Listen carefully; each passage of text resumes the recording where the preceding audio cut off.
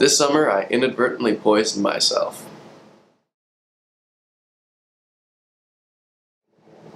Recently, my mom sent me an article about how gut fungus might be related to getting Crohn's, and I was kind of wandering through the links that were associated with that and came across a really cool article about how if you've had food poisoning, that might be related to having a flare-up later in life. After reading this article, I was thinking about the summer and how I had a flare-up, and then I was thinking back how earlier in the summer I actually had a point where I got food poisoning, and I actually kind of food poisoned myself, because if I had thought out what I was eating, I would have known that it was going to give me food poisoning. So this summer I worked at a rock climbing gym, and I brought my lunch to the gym because I was working pretty long shifts, and one day I brought steak and rice because that was a pretty healthy, filling meal, and that was what we had the night before, so it was a pretty quick and easy choice.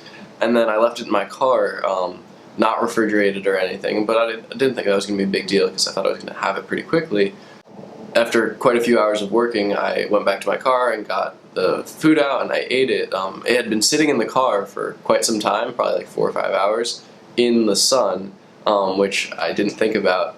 And like later that day or the next day, I felt sick to the point of like I thought I was having a flare-up or something.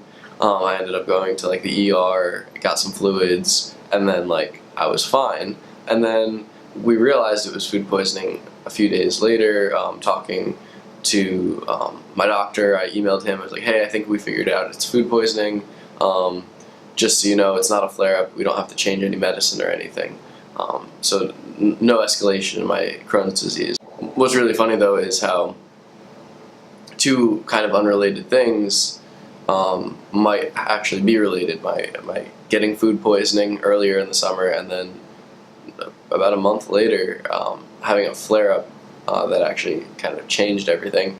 This connects to how everything's kind of related and how it's really important to pay attention to what you're eating, when you're eating, how you're feeling, taking notes of everything and keep track of everything that's going on in your life, because with Crohn's disease everything is kind of intrinsically linked, because what you are what you eat, right? And so since you are what you eat, if you eat something that's bad, it might have an adverse effect on your health and how you feel. So really keeping track of everything and knowing as much as you can about the disease that you have is really important. And I'm realizing like maybe I should do a little bit more reading about Crohn's disease instead of just thinking everything is all good all the time.